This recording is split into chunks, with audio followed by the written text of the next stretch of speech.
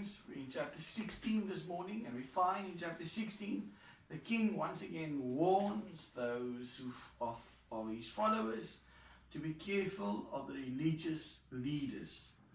And so in verse 1 it says, the Pharisees and the Sadducees came to Jesus and tested him by asking him to show them a sign from heaven.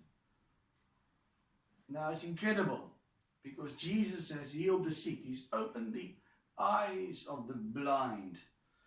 The lame have walked. The dumb spoke. The deaf have heard. Jesus has raised people from the dead. Not only has he done miracles when it comes to human beings, but he's calmed the seas, told the waters to be still. Jesus has taken 5 fish and bread and fish, and he's multiplied it. That thousands and thousands of people have eaten. How many more miracles could they expect from our Lord? The Bible tells us that if all the miracles were written, no books could contain the amount of miracles he did. Yet they come to him and they say to him, now they say to him, show us the sign from heaven. And so what do they want Jesus to do? Do they want him to bring down fire like God did with the prophet? Do they want him to bring down manna from heaven? Is the feeding of the 20,000 people not enough? Do they want him to bring darkness in midday or light at midnight? What are they asking of our Lord? The issue here, friends, is the Lord has proved himself over and over. They just don't want to believe. And so that's why they ask for these signs. And when we look at it, the Pharisees and the Sadducees that are asking for these signs, the Pharisees, they believed in angels. They believed in heaven. They believed that one day you're going to be judged. The righteous will be with God. The unrighteous will face hell. Whereas the Sadducees, they only believed in the first 5 books of Moses. They didn't believe in the afterlife. They didn't believe in the future resurrection. But we find these 2 different parties who never agreed, who hated each other as if, they come together. And so we find that Jesus says, he replied, when evening comes, you say it will be fair weather, for the sky is red. And in the morning today it will be stormy, for the sky is red and overcast. You know how to interpret the appearance of the sky, but you cannot interpret the signs of the time. And so Jesus says, you know when the sky is red in the evenings, it's going to be good weather.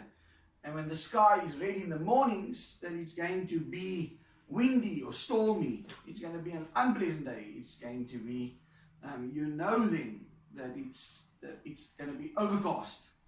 So you're able to read the natural signs, Jesus says. And we know that saying. I believe many of us know the saying. Red in the night, shepherd's delight. Red in the morning, shepherd's warning. And so they're able to read the signs of the sky, but they're not able to read the signs of the time. That's what the Lord is saying. Because they were supposed to be the preachers and the teachers of the day. But they cannot read the signs that what is standing before them is the Messiah. They're not able, especially the Pharisees, to be able to see from the prophets all the signs that the prophets spoke about. Jesus fulfilled his birth, where he would be born, how he would be born. They miss all of these signs, friends. And the sad thing is that just like the religious leaders of the day missed it, it's sad today that in many churches, because many pastors don't believe in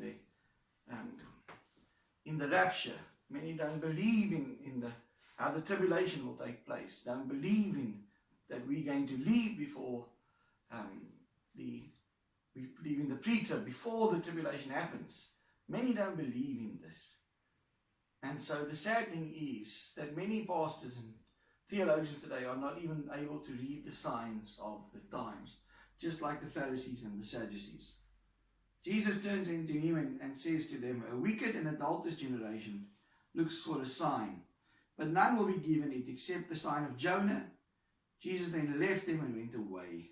You see, Jesus in chapter 12 had already spoken to them about the sign of Jonah. Matthew 12:38 it says, Then some of the Pharisees and the teachers of the law said to him, Teacher, we want to see a sign from you. He answered, A wicked and adulterous generation asks for a sign, but none will be given it except the sign of Jonah. For as Jonah was 3 days and 3 nights in the belly of the huge fish, so the Son of Man will be 3 days and 3 nights in the heart of the earth.